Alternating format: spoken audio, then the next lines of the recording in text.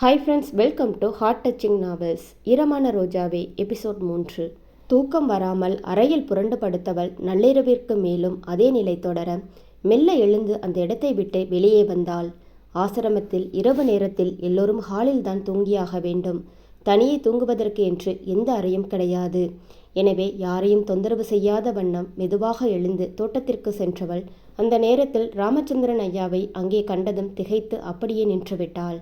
விஸ்வா அவரிடம் பேசியதை அறிந்து வைத்திருந்தாலும் இரவில் அவரை தொந்தரவு செய்ய மனமின்றி அப்படியே விட்டுவிட்டாள் பிரணீதா. காலையில் அவரிடம் கேட்டு தெரிந்து கொள்ளலாம் என்று மனதை சமாதானம் செய்தாலும் அவளால் நிம்மதியாக இருக்க முடியவில்லை. உறக்கம் கண்களை தள்ளுவாமல் சண்டித்தனம் செய்தது. விஸ்வாவின் பூடகமான பேச்சு ஒரு காரணம் என்றாலும் அப்படி என்ன விஷயமாக இருக்கும் என்ற கேள்வி ஒருபுறம் அவளது தலையை போட்டு குடைய தூக்கமும் துளியும் வரவில்லை பிரணீதாவுக்கு. அவளுக்குத்தான் இந்த நிலை என்று வெளியே வந்து பார்த்தால் ஐயாவும் இந்த நேரத்தில் தூங்காமல் இருக்கிறாரே என்று எண்ணியவள் பேசாமல் போய்விடுவோம் என்று எண்ணி திரும்பிய பொழுது அரவம் கேட்டு திரும்பிய ராமச்சந்திரன் பார்வையில் அவள் பட்டுவிட்டாள்.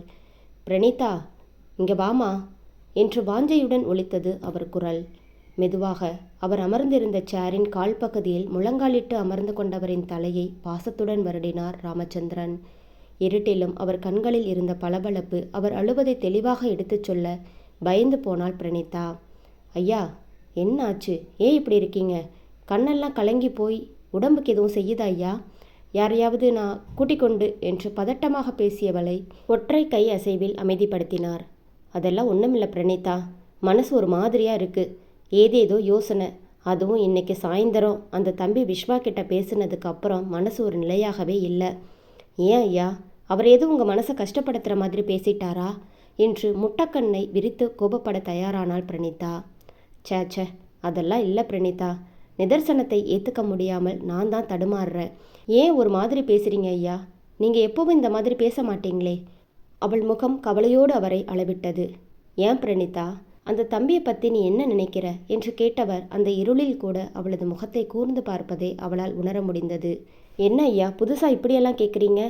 அவளுக்கு உள்ளுக்குள் பயம். மாலை அவனிடம் பேசிய அதிகப்படிய பேச்சால் கோபம் கொண்டு ஐயாவிடம் எதுவும் மாட்டி வைத்து விட்டாரோ என்று எண்ணினாள். இருந்தாலும் அதை வெளியே காட்டிக்கொள்ளாமல் சாதாரணமாக பேச முயன்றாள். அவரை பற்றி நினைக்க என்ன இருக்கு ஐயா? நான் படிக்கிற காலேஜ் ஓனர் அவர். அதை தாண்டி வேற என்ன இருக்கு அவரை பற்றி சொல்ல? தயக்கத்தோடு அத்துடன் நிறுத்தி கொண்டாள் பேச்சை. அந்த தம்பி இன்னைக்கு சாயந்தரம் என்கிட்ட வந்து பேசினார் பிரணீதா. நம்ம ஆசிரமத்துக்கு எவ்வளவு செலவாகுது, பணத்துக்கு எப்படி சமாளிக்கிறேன், இந்த மாதிரி நிறைய கேட்டார். நானும் உண்மை நிலவரத்தை அவர்கிட்ட சொன்னேன். அதையெல்லாம் அந்த தம்பி பொறுமையாக கேட்டுட்டு என்கிட்ட சில விஷயம் சொன்னார். அதுதான் எனக்கு உறுத்தலாக இருக்குது. உன்கிட்ட சொல்கிறதுக்கு என்ன பிரணீதா, நான் என்னுடைய வருமானத்தை எல்லாம் முழுசாக இந்த ஆசிரமத்திலேயே உங்கள் செலவுக்காக கொடுத்துட்றேன் இல்லையா? அதனால் எனக்குன்னு தனியாக எந்த சேமிப்பும் கிடையாது. அந்த வருமானத்தில் ஒரு பகுதி ஒதுக்கி வச்சு அதை தொழிலில் முறையாக முதலீடு செஞ்சுருந்தா இன்னும் வருமானம் பெருகி இருக்கும். ஆனால் அப்போது எனக்கு அது தோணாமல் போச்சு. யாருக்காக வருமானத்தை பெருக்கி வைக்கணும்னு ஒரு எண்ணம். அதனால் என்ன ஐயா, இப்போ எதுவும் பெருசாக பணத்தேவை வந்திருக்கா? எதுவாக இருந்தாலும் சொல்லுங்க ஐயா, நாம் எல்லாரும் பேசி கலந்து ஒரு முடிவெடுக்கலாம். ராமச்சந்திரன் ஐயா எந்த நிலையிலும் கலங்கிவிடக்கூடாது என்ற எண்ணம்தான் அவளை அவ்வாறு பேச தூண்டியது. அதெல்லாம் ஒன்றும் இல்லை பிரணீதா. இன்னைக்கு அந்த தம்பி உங்களோட எதிர்கால வாழ்க்கைக்கு நல்லது செய்யணும்னு இப்போ இருக்கிற படிப்பு உணவு மட்டும் போதாதுன்னு சொல்லி என்கிட்ட பேசினாரு. அதுவும் இல்லாமல் எனக்கு அப்புறம் இந்த ஆசிரமத்தை யார் பொறுப்பாக பார்த்துப்பாங்கன்னு கேட்டார். அதான் எனக்கு யோசனையாக போச்சு. ஏன் ஐயா, நான் இல்லையா? நான் பார்த்துக்க மாட்டேனா என்று அவளின் கேள்விக்கு சோகையாக சிரித்தார் ராமச்சந்திரன். நானும் அந்த எண்ணத்தில் தான் இருந்தேன் பிரணீதா. அது எவ்வளவு பெரிய தப்பு அப்படிங்கிறதே அந்த தம்பி வந்து பேசுனதுக்கு அப்புறம் தான் புரியுது. கண்கள் கலங்கி பேசியவர் ஒரு சில நிமிடங்கள் தரையை விரித்து பார்த்து தன்னுடைய உணர்வுகளை கட்டுக்குள் கொண்டு வர முயன்றார். உங்களை எதுவும் தப்பாக பேசினாரா அவரு?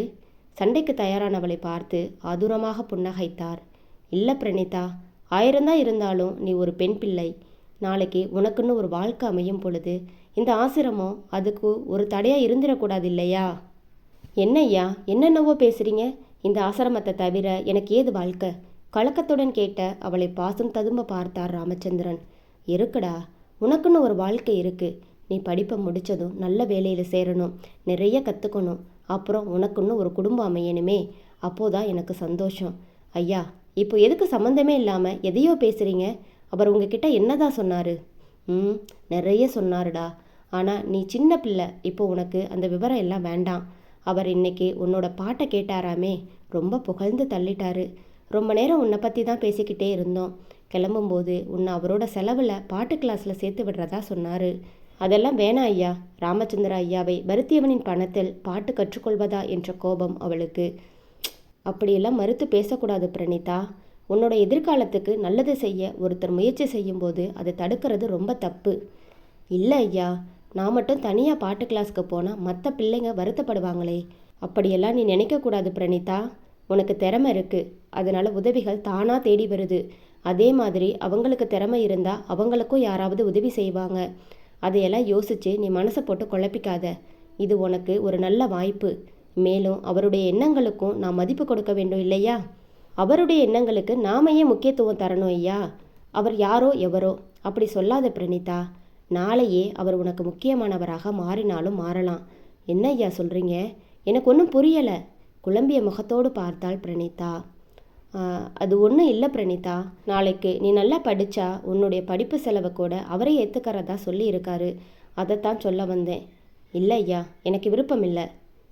இது என்ன பிரணீதா, சின்ன பிள்ளை போல பிடிவாதம்? யாருக்கும் கிடைக்காத நல்ல சந்தர்ப்பம் உனக்கு கிடைச்சிருக்கு.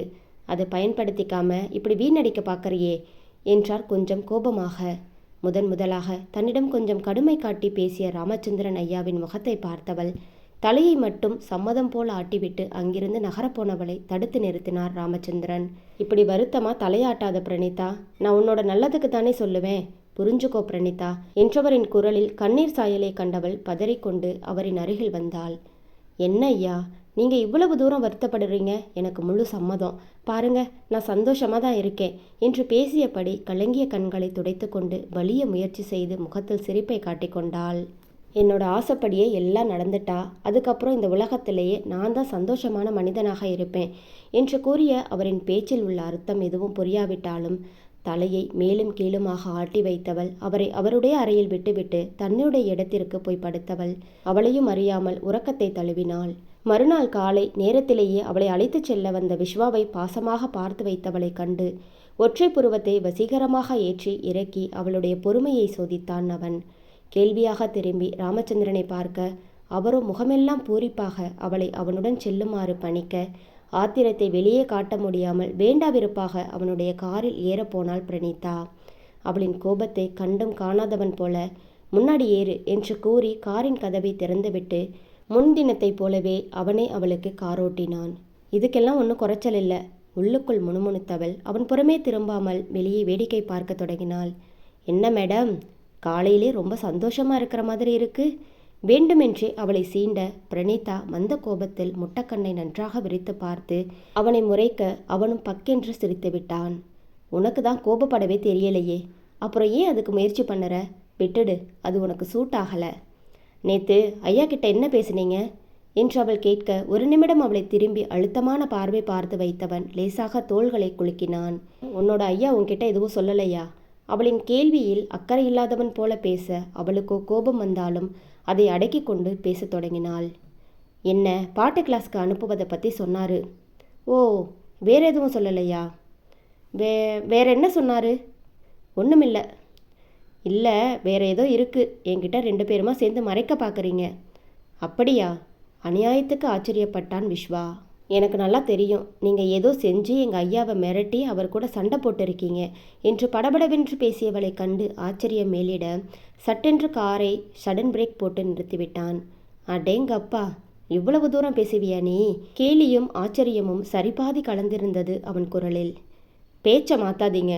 என்ன சொன்னீங்க எங்கள் ஐயா கிட்ட? உண்மையை சொல்லிடுங்க. பேசிக்கொண்டே போனவளின் வார்த்தைகள் அந்தரத்தில் நின்று போயின அவனது துளைக்கும் பார்வையில். நாங்கள் பேசினது முக்கால்வாசி உன்னை பற்றி தான். ஆனால் அதை நீ தெரிஞ்சுக்க இன்னும் நேரம் வரலை. உனக்கு அதுக்கு பக்குவமும் இல்லை. கொஞ்ச நாள் போகட்டும், என்ன பேசணும்னு சொல்கிறேன். அதுவரை அதை பற்றி நினைக்காம நல்ல பிள்ளையா படிப்பில் மட்டும் கவனத்தை செலுத்து. என்னையும் நல்ல பிள்ளையாவே இருக்க விடு என்று சொன்னவன் காரை கிளப்பி சாலையில் கவனம் செலுத்த தொடங்கினான். என்னை பற்றி பேசிட்டு நான் தெரிஞ்சுக்க கூடாதுன்னு சொன்னால் என்ன அர்த்தம் என்று எண்ணியவள் பார்வையை கோபமாக வேறுபுறம் திருப்ப அவளுடைய பார்வையின் பொருள் உணர்ந்தவன் தானாகவே பதில் பேச ஆரம்பித்தான். நான் தான் சொன்னேனே, இந்த விஷயம் முழுக்க உன்னோட சம்மந்தப்பட்டது. அது உன்கிட்ட சொல்லாமல் இருப்போமா? நேரம் வரும்பொழுது எல்லாத்தையும் சொல்லுவோம். இன்னொரு முறை இதை பற்றி கேட்காத. நான் வேற முறையில் பதில் சொல்ல வேண்டியிருக்கும், புரிஞ்சுதா என்று விளையாட்டாக எச்சரித்தவன் காரை நேராக ஒரு அப்பார்ட்மெண்ட்டில் கொண்டு போய் நிறுத்தினான். இது என்ன இடம்? இங்கே எதுக்கு வந்திருக்கோம் என்று கண்களில் கேள்வி கேட்டு பார்த்தவளை அவள் அறியாமல் ரசனையுடன் பார்த்தான். காரை விட்டு இறக்கி அந்த பக்கம் வந்து அவளுக்கு கார் கதவை திறந்து விட்டான். உனக்கு முறைப்படி சங்கீதம் சொல்லிக் கொடுக்க இங்கே நான் ஒரு லேடி கிட்ட பேசி வச்சிருக்கேன். இப்போ ஜஸ்ட் அவங்கள பார்த்துட்டு போகலாம். சாயந்தரம் தான் உனக்கு கிளாஸ் என்றவன் அவளுக்கு முன்னே நடக்க அவளும் அவனது வேகத்துக்கு ஈடு கொடுத்து அவனோடு சேர்ந்து அந்த மியூசிக் டீச்சர் ஜானகியை பார்த்துவிட்டு சம்பிரதாய அறிமுகங்கள் முடிந்தவுடன் கிளம்பி மீண்டும் கல்லூரிக்கு அவளை அழைத்து கொண்டு சென்றான். இனி தினமும் காலையில் உன்னை நானே கூட்டி கொண்டு வந்து காலேஜில் விட்டுட்டு சாயந்தரம் நானே வந்து பாட்டு கிளாஸ்க்கு கூட்டிகிட்டு போகிறேன். தனியாக இனி எங்கேயும் போகாத. எச்சரிக்கை போல சொன்னவனின் பேச்சை கண்டு அவளுக்கு கோபம்தான் வந்தது. உண்மையில் அவனது பேச்சு அவளுக்கு ஆறுதலை தான் கொடுத்திருக்க வேண்டும். காலேஜுக்கு வர தொடங்கிய புதிய ரூட்டில் தனித்து நடக்கவே பயந்த வீராங்கனை அல்லவா அவள். இப்பொழுது அவன் மீது இருக்கும் கோபத்தின் காரணமாக இடக்காக பேசினாள் பிரணீதா. இத்தனை நாள் நான் தானே வந்துட்டு இருந்தேன், இப்போ மட்டும் எதுக்கு புதுசாக உங்கள் துணை எனக்கு? இது நாள் வர எப்படி வேணா இருந்திருக்கலாம். இனி அப்படி இருக்க முடியாது. இனி இது போன்ற விஷயங்களுக்கு நீ பழகிக்கொள்ளத்தான் வேணும் பிரணீதா என்று உறுதியாக உரைத்தவன் அங்கிருந்து சென்றுவிட அவளுக்குத்தான் கோபம் அதிகரித்தது. அப்படி என்ன ஆபத்து வந்துவிடுமாம்? சும்மா பயமுறுத்திட்டு இருக்காரு என்று அலட்சியமாக எண்ணியவள் அப்பொழுது அறியவில்லை அவளுக்கு ஏற்பட போகும் ஆபத்தை பற்றி. மாலை நேரத்தில் கல்லூரி முடிந்ததும் அவளுக்காக காத்திருந்த விஸ்வாவை மற்றவர்கள் பயத்துடன் பார்த்து கொண்டிருக்க அவனோ அதை பற்றியெல்லாம் கவலை கொள்ளாமல் பிரணீதாவின் வருகைக்காக காத்திருக்க தொடங்கினான். கல்லூரி முடிந்ததும் புற்றீசல் போல வீட்டை நோக்கி கிளம்பியவர்கள் வழியில் விஸ்வாவை பார்த்ததும் அவன் காரையும் அவனையும் துளிக்கூட நெருங்கும் துணிவு இல்லாமல் 1/2 கிலோமீட்டர் இடைவெளி விட்டு நடந்து போக அந்த கல்லூரியில் சலசலப்பு ஏற்பட்டது. விஸ்வா எப்பொழுதாவது ஒரு முறைதான் கல்லூரிக்கு வருவான். அப்படி வந்தாலும் இப்படி காரை வழியில் நிறுத்தி யாரிடமும் பேசிக்கொண்டிருக்க மாட்டான். வந்ததும் நேரே தன்னுடைய அறைக்கோ அல்லது பிரின்சிபாலின் அறைக்கோ சென்று வந்த வேலையை முடித்துவிட்டு உடனடியாக கிளம்பி விடுவான். அப்படிப்பட்டவன் இன்று இப்படி இங்கே நிற்பதன் காரணம் தெரியாமல் எல்லோரும் குழம்பிக் கொண்டிருந்தனர். வகுப்பு முடிந்ததும் வெளியே வந்து தேங்கி நின்ற கூட்டத்தை பார்த்து பிரணீதா யோசனையானாள். ஏன் இவ்வளவு கும்பலா இருக்கு? இந்நேரம் எல்லாரும் காக்காய் கூட்டம் மாதிரி பறந்திருப்பாங்களே என்று எண்ணியபடியே வெளியே வந்தவளுக்கு காரணம் புரிந்து போனது விஸ்வாவை பார்த்ததும். அலட்டல் இல்லாத அலட்சிய முகப்பாவனையுடன் காரில் சாய்ந்த வாக்கில் நின்று கொண்டே போனை பேசிக்கொண்டிருந்தான். எதிர்ப்புறம் யார் பேசுகிறார் என்றோ என்ன பேசுகிறான் என்பதோ அவளுக்கு தெரியாது. ஆனால் அவன் அவர்களிடம் பேசிய விதம் அவளுக்குள் குளிரை பரப்பியது. வார்த்தைகளை கடிந்து துப்பிக் கொண்டிருந்தான். வார்த்தைகளால் யாரையோ கொத்தி குதறி கொண்டிருக்கிறான் என்பது மட்டும் அவளுக்கு தெளிவாக புரிந்தது. இப்போ எதுக்கு இங்கே வந்திருக்காரு என்ற யோசனையுடன் அவனை நெருங்கிய பின் தான் அவளுக்கு உரைத்தது. அவன் தன்னை அழைத்துச் செல்லதான் வந்திருக்கிறான் என்று. பிரணீதாவை கண்டதும் பேசிக்கொண்டிருந்த போனை அணைத்து பாக்கெட்டில் போட்டவன் அவளுக்காக கார் கதவை திறந்துவிட மொத்த கல்லூரியும் சில நொடிகள் ஸ்தம்பித்து போனது என்னவோ நிஜம். அசைந்து கொண்டிருந்த அனைத்தும் ஒரு நிமிடம் ஸ்தம்பித்து நின்றுவிட்டது. அதே போல ஒரு காட்சிதான் இங்கேயும் நடந்தது. திறந்தவாய் மூடாமல் உலக அதிசயத்தை பார்ப்பது போல பலர் நிற்க அங்கிருந்த அனைவரின் பார்வையும் தன் மீது படிந்திருப்பதை உணர்ந்த பிரணீதாவால் இயல்பாக இருக்கவே முடியவில்லை. தயங்கி மெல்ல அடியெடுத்து காரை அடைந்தவளின் கலவரம் நிறைந்த பார்வையை கண்டவன் என்ன என்று கேள்வியாக ஒற்றை புருவத்தை உயர்த்த என்ன பதில் சொல்வது என்று தெரியாமல் முழித்தாள் பிரணீதா. அவளின் முக அசைவுகளில் இருந்த தடுமாற்றத்தை உணர்ந்தவன் பார்வையை சுழலவிட அனைவரின் பார்வையும் தங்கள் இருவரின் மீதும் இருப்பதை உணர்ந்தவன் கண்ணுக்கு தெரியாத மெல்லிய சிரிப்பை வெளிப்படுத்திவிட்டு காரின் பின் சீட்டில் அவள் அமர்ந்ததும் காரை மின்னல் வேகத்தில் கிளப்ப அந்த வேகத்தின் பயனாக அங்கிருந்து மண் ஏற்படுத்திய புகையை காட்டிலும் அதிகமான புகை அங்கிருந்த பெண்களுக்கும் ஆண்களுக்கும் வந்தது. பின்னே சும்மாவா? விஸ்வா ஒருவருக்காக காத்திருப்பது என்பதே பெரிது. அதுவும் அந்த நபர் ஒரு பெண் என்பது புதிது. இதில் காத்திருந்ததோடு மட்டுமல்லாமல் அவனே அவளுக்காக கதவை திறந்துவிட்டு ஒரு சேவகன் போல சேவை செய்த விதம் அங்கிருந்த எல்லோரும் மனதிலும் வீண் கேள்விகளை எழுப்பியது. ஆணானப்பட்ட விஸ்வா ஒரு பெண்ணுக்காக கல்லூரி வாசலில் காத்திருந்து அவளை அழைத்து கொண்டு செல்வது என்பது அவ்வளவு சாதாரண விஷயம் அல்லவே. யார் அந்த பெண்? அவளுக்காக அவர் ஏன் இதையெல்லாம் செய்ய வேண்டும் என்று கல்லூரி முழுக்க ஆளாளுக்கு தங்கள் வாயிற்கு வந்ததை முணுமுணுக்கத் தொடங்கினர். அடுத்த நாள் கல்லூரியில் எந்த மாதிரியான கேலிகளையும் கிண்டல்களையும் எதிர்கொள்ள வேண்டியிருக்குமோ என்று எண்ணி அஞ்சியவள் தனக்குள்ளாகவே யோசனையில் மூழ்கியவாறு இருந்தாள். ஒரு கையால் காரை லாவகமாக ஓட்டியபடியே என்ன மேடம், யோசனையெல்லாம் பலமாக இருக்கு போலவே என்றான் கேலியாக. உங்களை யார் காலேஜுக்கு வந்து என்னை பிக்கப் செய்ய வெயிட் பண்ண சொன்னாங்க? பட்டாசாக படபடத்தாள் பிரணீதா.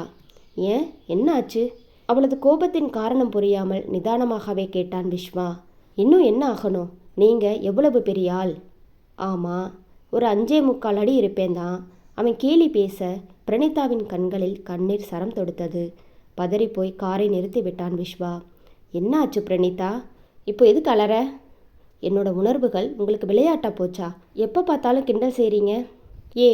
எல்லாருமே இப்படி பேசுறது இயல்பு தானே, இதுக்கெல்லாம் அழுவது என்று அவளை சமாதானம் செய்ய முயல அவளோ அழுகையை நிறுத்தாமல் தொடர்ந்து பேசினாள். இன்னைக்கு காலேஜ் மொத்தமும் ஒரு மாதிரியாக பார்த்தாங்க. நீங்கள் அதையெல்லாம் கண்டுக்கவே இல்லை. உங்களை யார் எனக்காக எல்லாம் திறந்து விட சொன்னாங்க என்றாள் ஆற்றாமையாக. நான் செய்யாமல் வேற யார் செய்வாங்க? ஏன் எனக்கு உன்கிட்ட கேலி பேச உரிமை இல்லையா என்று கேட்டவன் அவளின் முகத்தில் இருந்த குழப்பத்தை காணவும் உடனடியாக சமாளித்தான். இப்போ உனக்கு பாட்டு கிளாஸ்க்கு நான் தானே ஏற்பாடு செஞ்சுருக்கேன். நான் தான் உன்னை கூட்டிகிட்டு போகவும் வந்திருக்கேன். கார் கதவை திறந்து விடுறதால குறைஞ்சு போயிடுவேனா என்ன? அவளை சமாதானம் செய்ய முயற்சி செய்தான் விஸ்வா. அவளோ சமாதானமாக மறுத்து தொடர்ந்து அழுகையில் கரைய அவனுக்கு என்ன செய்வது என்று புரியவில்லை.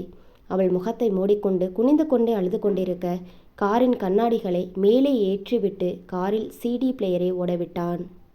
அதில் காட்டுக்கத்தி கத்தியபடி ஏதோ ஒரு பாப் பாடல் ஓட அழுகையை நிறுத்திவிட்டு அரண்டு போய் திருதிருவென முழித்தாள் பிரணீதா. அமைதியான சூழலில் திடீரென்று பாடல் அலறவும் அழுகையை நிறுத்திவிட்டு முகத்தை பாவமாக வைத்து கொண்டு அவனை பார்த்தாள். அந்த பார்வையில் விழுந்து விழுந்து சிரித்து வைத்தான் விஸ்வா.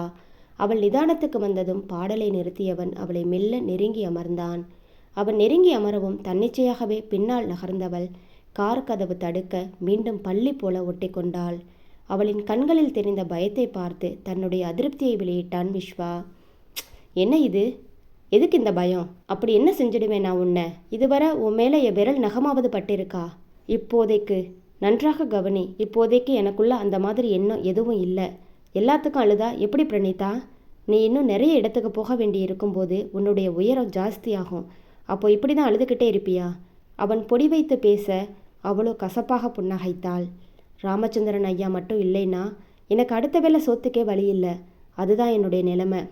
நாளைக்கு நிலைமை எப்படி வேணாலும் மாறலாம் பிரணீதா. மந்திரக்கோலை வச்சு மேஜிக் செய்கிற மாதிரி ஒரே நாளில் யாருடைய வாழ்க்கையும் மாற போகிறது இல்லையே. நீங்கள் பேச்சை மாற்றாதீங்க. இனி என்ன காலேஜில் இருந்து கூட்டிக்கிட்டு போக நீங்கள் வர வேண்டாம். ஏன்? அவன் குரலில் அடக்கப்பட்ட ஆத்திரம் தெரிந்தது அவளுக்கு.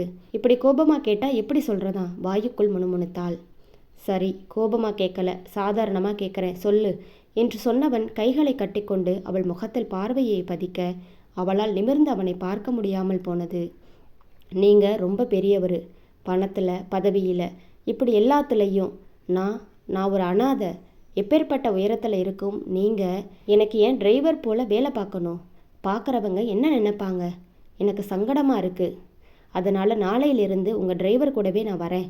மனதில் நினைத்தது எல்லாம் அவன் முகம் பாராமல் கடகடவென்று ஒப்பித்தவள் அவன் என்ன பதில் சொல்லப் போகிறான் என்று ஆவலோடு அவன் முகத்தை பார்க்க இயல்பாக இருந்த அவன் முகத்திலிருந்து அவளால் எதுவும் கண்டுபிடிக்க முடியவில்லை. காலையிலே உனக்கு சொன்னது தான் இப்போவும் சொல்கிறேன் பிரணீதா. இனி சில விஷயங்களை நீ பழகித்தான் ஆகணும். உனக்கு பிடிக்குதோ பிடிக்கலையோ தினமும் உன்னை கூட்டிக்கிட்டு போக நான் தான் வருவேன். யார் என்ன சொன்னாலும் சரி, நினைச்சாலும் சரி என்று தீவிரமான முகத்துடன் பேசிக்கொண்டே போனவன் அவளது அதிர்ந்த முகத்தை கண்டதும் சட்டென்று பேச்சை மாற்றினான். அதென்ன ஆரம்பத்திலிருந்து நீங்கள் ரொம்ப பெரியவன்னு சொல்லிக்கிட்டே இருக்க? நான் உன்னை விட ஒரு 5 வயசு தான் பெரியவனாக இருப்பேன். எப்போ பாரு என்னை ஏதோ தொண்டு கிளம் ரேஞ்சுக்கு பேசி வைக்கிற நீ என்று பேசி அவளை பேச்சை மாற்ற முயல இவனிடம் பேசி பயனில்லை, வேறு ஏதாவது வழியைத்தான் யோசிக்க வேண்டும் என்று நினைத்தவள் அந்த பேச்சை அப்படியே விட்டுவிட அவனும் பிரணீதா சமாதானமாகிவிட்டதாக எண்ணி காரை எடுத்துக்கொண்டு ஜானகியின் அப்பார்ட்மெண்ட்டில் இறக்கிவிட்டான். மாலை 5 மணி முதல் 7 மணி வரை அவளுக்கு வகுப்பு இருந்ததால் அவளை அங்கே இறக்கிவிட்டதும் விஸ்வா தன்னுடைய வேலைகளை கவனிக்க கிளம்பிவிட்டான். மீண்டும் 7 மணிக்கு அவனே வந்து அவளை ஃபோனில் அழைத்த பிறகு கீழே இறங்கி வந்து காத்திருந்தால் போதும் என்று சொன்னவன் ஒரு முறைக்கு இருமுறையாக ஜானகியிடம் அவளை கவனமாக பார்த்து கொள்ளும்படி எச்சரித்துவிட்டு சென்றான். பிரணீதாவுக்கு முறையாக சங்கீதம் பயின்று கொள்வதில் கொஞ்சமும் விருப்பமில்லை. அதற்கு காரணம் அவளால் அழகாக பாட முடியுமே தவிர சங்கீதம் குறித்த ஞானம் அவளிடம் துளியும் இல்லை. எப்பொழுது எந்த நொடியில் ஜானகி பல்லவி, அனுபல்லவி, சரணம் என்றெல்லாம் சொல்லி தன்னை கலங்கடிக்கப் போகிறாரோ என்று பயந்து கொண்டு இருந்தவள் அந்த பயத்திலேயே சீக்கிரம் கிளம்ப முயன்றாள். ஆனால் பிரணீதா இருந்த மனநிலையில் விஸ்வா கிளம்பும் முன் செய்த எச்சரிக்கைகளை அலட்சியம் செய்தவள் 6:30 மணிக்கே கிளம்பி செல்ல வேண்டும் என்று பிடிவாதம் பிடித்து ஜானகி எவ்வளவோ சொல்லியும் கேட்காமல் அவன் வருவதற்கு முன் கிளம்பி சென்றுவிட பயந்து போன ஜானகி உடனடியாக விஸ்வாவுக்கு தகவலை போனில் தெரிவித்தாள். பிரணீதாவுக்கு அப்பொழுது மனதில் இருந்தது ஒன்றே ஒன்றுதான். இனி விஸ்வா தனக்கு ஒரு டிரைவர் போல இருக்கக்கூடாது என்பது மட்டுமே. ஏதோ கண்ணுக்கு தெரியாத ஒரு சூழலில் மாட்டிக்கொண்டதைப் போல தன்னுடைய ஒவ்வொரு அசைவுகளையும் கூட அவன் ஆட்டி வைப்பது போல அவளுக்கு தோன்ற ஆரம்பித்து விட்டது. இப்படி அவனுக்காக காத்திருக்காமல் அவன் வருவதற்கு முன்னால் தானாகவே தனித்து கிளம்பிவிட்டால் தன்னுடைய விருப்பமின்மையை அவன் புரிந்து கொண்டு அதை ஏற்றுக்கொள்வான் என்று எண்ணியவள் கடகடவென்று அந்த சாலையை கடந்து எதிரில் உள்ள பஸ் ஸ்டாப்பை நோக்கி நடக்க ஆரம்பித்தாள். 2 அடி நடந்து வந்திருப்பாள். லேசான தூறல் போட்டு வானம் ஒரு முறை இடியுடன் மின்னலையும் வெளிப்படுத்தி அந்த இடத்தையே ஒரு நொடி பகல் போல மாற்றி பின் இயல்பானது. அந்த ஒரு நொடி பிரணீதாவின் கண்களுக்கு அவளுக்கு எதிரில் இருந்த சிவப்பு நிற கார் கண்ணில் பட்டது. யாரையோ பார்த்ததும் அவசரமாக ஒரு உருவம் காருக்குள் வேகமாக ஒளிந்து கொள்வதும் தெரிந்தது. யாரையோ பார்த்து மறைந்து கொண்டால் எனக்கென்ன என்று எண்ணியவள் எப்பொழுதும் போல மிதமான வேகத்தில் ரோட்டில் நடந்து சென்றாள். சட்டென்று மழையின் வேகம் கொஞ்சம் அதிகரிக்கவும் நடந்து வந்த பாதையின் அருகில் இருந்த பஸ் ஸ்டாப்பை நோக்கி வேகமாக நடந்தவள் அங்கே சற்று நேரம் ஒதுங்கி நின்றாள். பளிச்சென கண்களை குருடாக்கும் மின்னல், அத்தோடு சேர்ந்து அதே சிவப்பு நிற கார். அந்த கார் இப்பொழுது கொஞ்ச நேரம் முன்பு எதிர் ரோட்டில்தானே நின்றது என்று கேள்வி எழுந்ததும் உடனே தன்னுடைய மனச்சாட்சியை அதட்டினாள். ஏதாவது வேலையா வந்திருப்பாங்க, உனக்கு எதை பார்த்தாலும் பயந்தான் என்று சொன்னவள் மழை கொஞ்சம் குறையவும் மீண்டும் எதிர் சாலையை கடந்து பஸ் ஸ்டாண்டை நோக்கி நடக்க ஆரம்பித்தாள். இருட்டிவிட்ட இரவு பொழுதில் மழையும் பெய்யவே ஊரே அமைதியுடன் இருக்க அந்த நேரத்தில் ஒரு காரின் ஓசை மட்டும் அவளுக்கு பின்னால் கேட்பதை அவளால் துல்லியமாக உணர முடிந்தது. ஆனால் காரின் ஹெட்லைட் வெளிச்சம் எதுவும் அவளுக்கு தெரியவில்லை. சில நிமிடங்கள் கடந்த பிறகும் கூட அதே நிலை தொடர அடுத்த மின்னலின் பொழுது பயத்துடன் திரும்பி பார்த்தவளின் உடல் விடவிடக்க தொடங்கியது. அதற்கு காரணம் நிச்சயம் குளிரில்லை, அதே சிவப்பு நிற கார். நடையின் வேகத்தை அவள் துரிதப்படுத்த காரின் வேகமும் அதிகமானது. காரின் ஹெட்லைட்டோ உள் விளக்குகளோ எதுவும் எரியாததால் உள்ளே இருப்பது யார் என்று அவளுக்கு தெரியவில்லை.